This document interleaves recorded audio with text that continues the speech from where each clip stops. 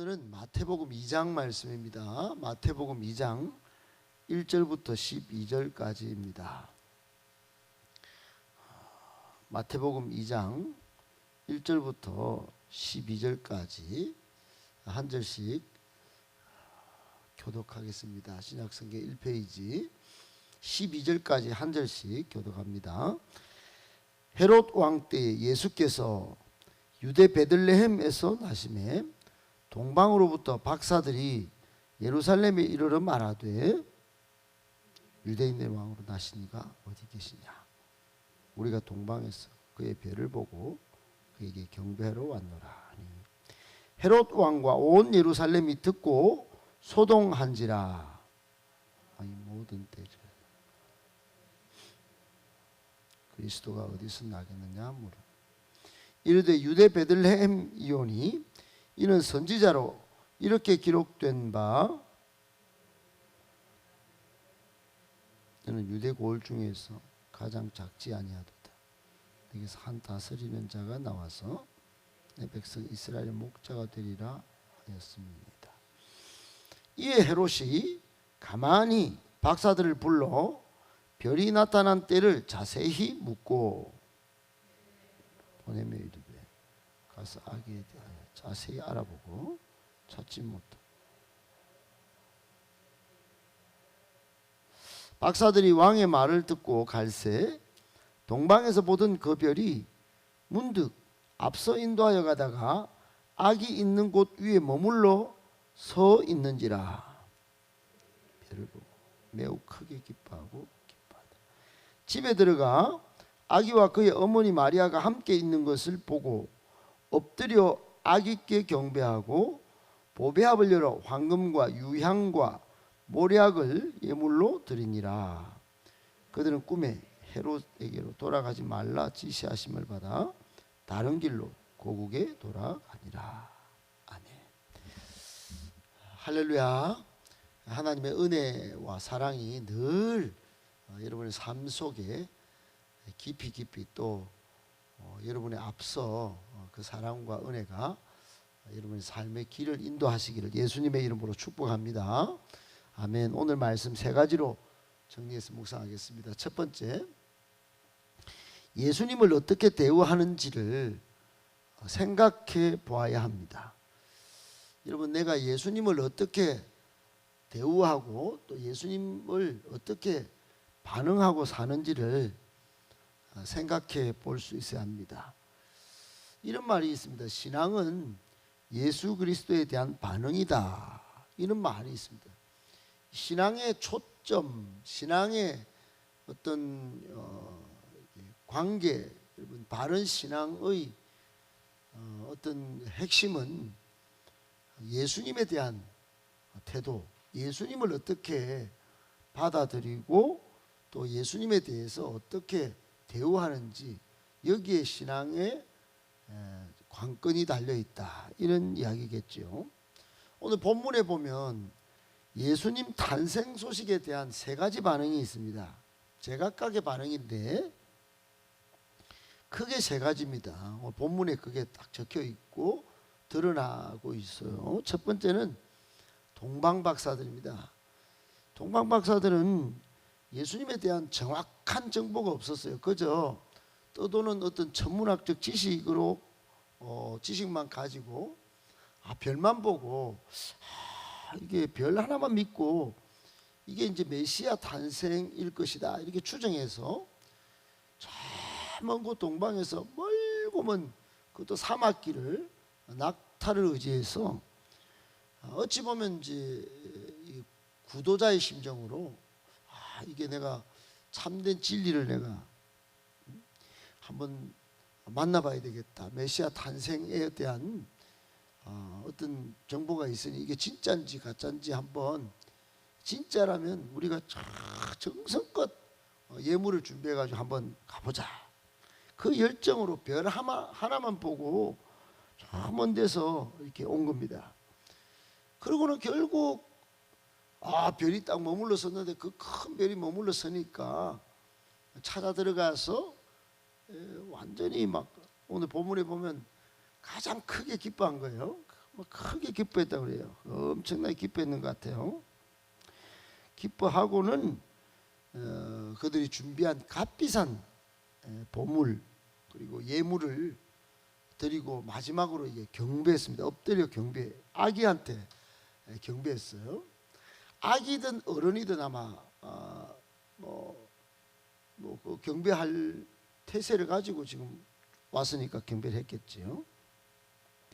반면에 두 번째 등장하는 인물이 헤롯 왕입니다. 여러분, 헤롯 왕은 오늘 본문에 보면 듣고 소동했다 그래요. 탄생 소식을 듣고 3절에 보니까 유대인의 왕으로 나시니가 어디냐 물어보니까 동방박사들이 묻고 막 다닌다는 소식을 듣고는 헤롯 왕은 뭐라고 그러면서 온 몸과 마음과 행동이 막 소동을 칩니다. 그리고는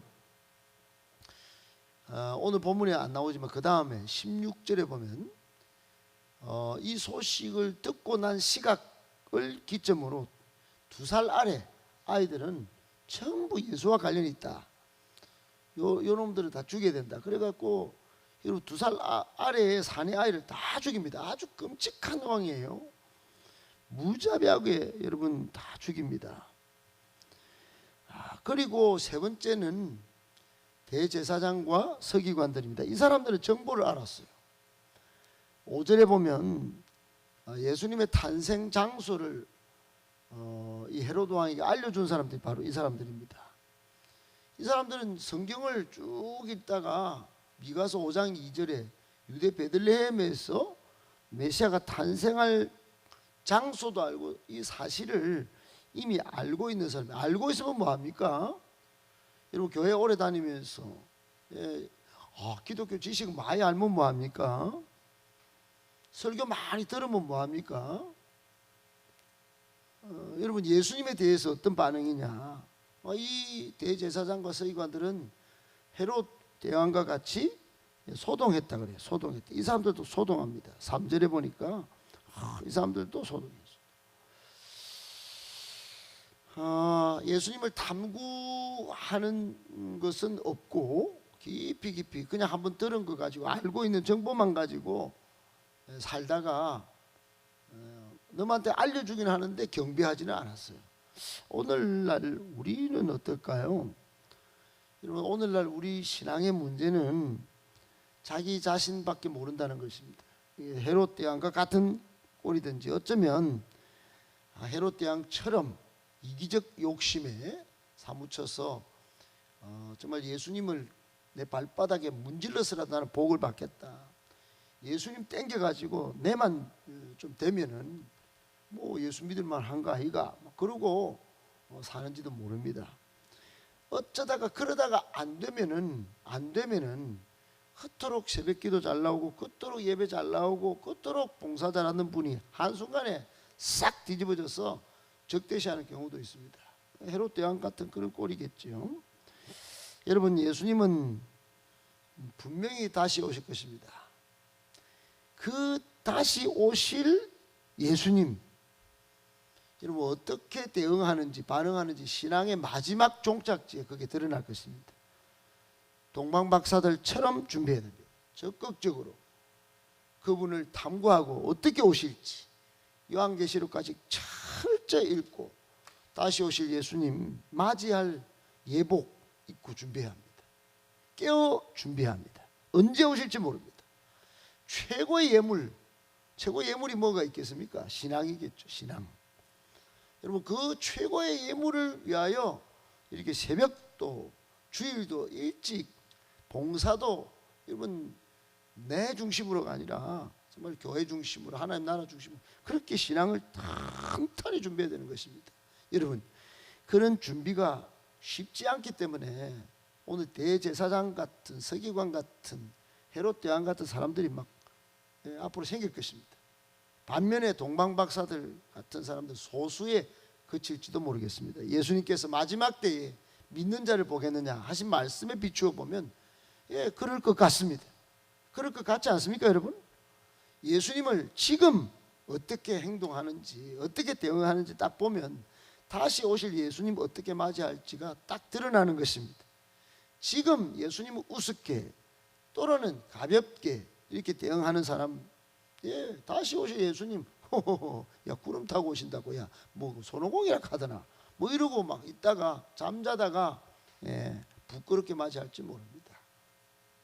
여러분, 영적인 긴장감, 민감함을 다 가지고 잘 준비하셔서 오늘 동방박사들처럼 다시 오실 왕 예수 그리스도를 잘 맞이하셔서 정말 영원한 천국에서 뵐 수 있기를, 같이 입성할 수 있기를 예수님의 이름으로 축복합니다. 아멘. 두 번째, 신앙은 악조건 속에서 아름다운 꽃처럼 피어납니다. 여러분, 오늘 1절에 보면 예수님이 언제 탄생하십니까? 아주 이게 뭐 짧은 오늘 전체를 묵상할 때 이 한 구절만 가지도 은혜가 돼요. 언제 태어나는가? 이것만 봐도 여러분, 헤롯 왕 때 탄생하십니다. 하필이면 여러분, 하필이면 헤롯 왕 때입니까? 최악의 왕. 야, 정말 이 헤롯 대왕은 정말 악마와 같은 왕이에요. 미가서 5장 2절, 이사야 9장에 보면 이미 메시아 탄생은 여러분 예고된 사실이에요. 팩트예요.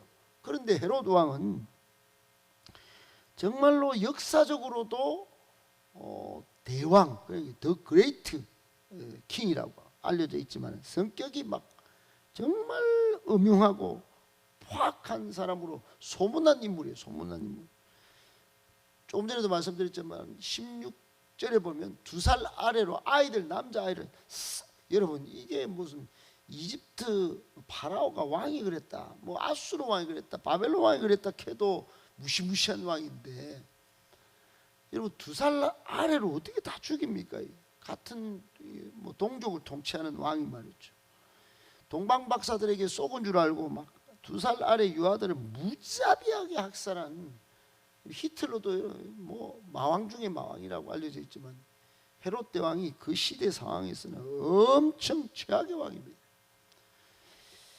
우리의 구원자 예수 그리스도께서는 이처럼 잔인하고 무자비하고 극악무도하고 포악한 통치자가 있을 시기에 탄생하셨다는 겁니다. 교훈이 뭘까요, 여러분? 교훈이 뭘까요? 하나님의 희망은 바로 그런 속에서 피어난다는 겁니다. 하나님은 결코 포기를 모르신다는 겁니다. 하나님은 아무리 취하게 포악한 왕이 통치해서 싸그리 죽인다 할지라도 그 속에서 구원자가 탄생하도록 하셨다 이 말입니다. 그러므로 여러분, 이미 위험이 있다고, 문제가 있다고 삶을 포기하거나 내 의지와 희망을 포기하는 것은 여러분 하나님을 무시하는 행위입니다. 하나님은 포기를 모르시는데, 하나님은 이 세상이 아무리 잔인하고 무자비해도 여러분 결국은 신앙의 꽃을 틔우시는 분인데, 악조건 속에 신앙은 드러나는 법인데 여러분 포기라뇨. 갈라디아서 5장의 말씀에 끝까지 포기하지 아니하면 여러분 마지막에 열매를 거둔다고 말씀합니다. 꼭 기억하시고, 악조건 속에 신앙은 드러나고 하나님이 기대하셨던 아름다운 신앙의 꽃은 피어난다는 걸 꼭 기억하고, 이를 악물고 신앙으로, 믿음으로 잘 이 어려운 시기를 이겨내셔서 마침내 하나님이 자라게 하시고 꽃을 피우시는 그 영광스러운 광경 여러분 만나보시고 또 그것을 증명해 보이시는 저와 여러분 되시기를 예수님의 이름으로 축복합니다. 아멘. 마지막 세 번째, 사탄의 음모를 잘 파악하고 지혜롭게 대처하셔야 합니다. 여러분, 사탄이 있습니다. 안타깝게도 우리 신앙생활에 사탄이 있어요. 우리 인생의 모든 문제의 그 뒤쪽에는 거의 사탄의 음모가 있습니다. 영적인 우리의 인생 대적자가 있기 때문에 여러분 우리는 항상 깨어 있어야 합니다. 오늘 7절 8절에 보면 헤롯 왕이 매우 거짓스럽고 위선적으로 행동하는 것을 보게 됩니다. 얼마나 음흉한지, 얼마나 강교한지 잘 보여주는 장면, 이 7절 8절입니다.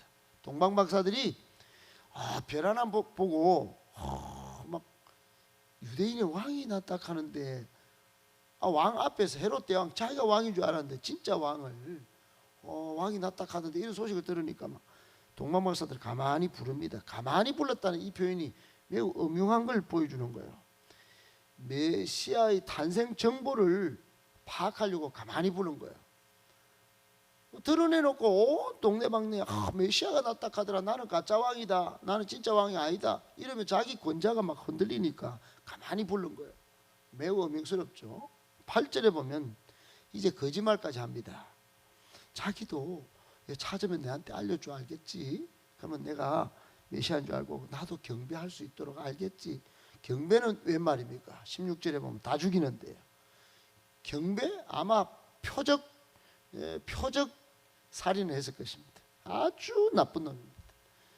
아주 이 헤롯 대왕은 거짓, 어찌 보면 실상은 13절 이후에 살해 업무가 그대로 드러납니다. 겉으로는 경건한 척 위선적으로 거짓 행동을 하지만 속으로는 막 흉계가 가득해가지고 어떻게 하면 죽여버릴까, 어떻게 하면 내가 이 통치의 권자를 지켜낼까.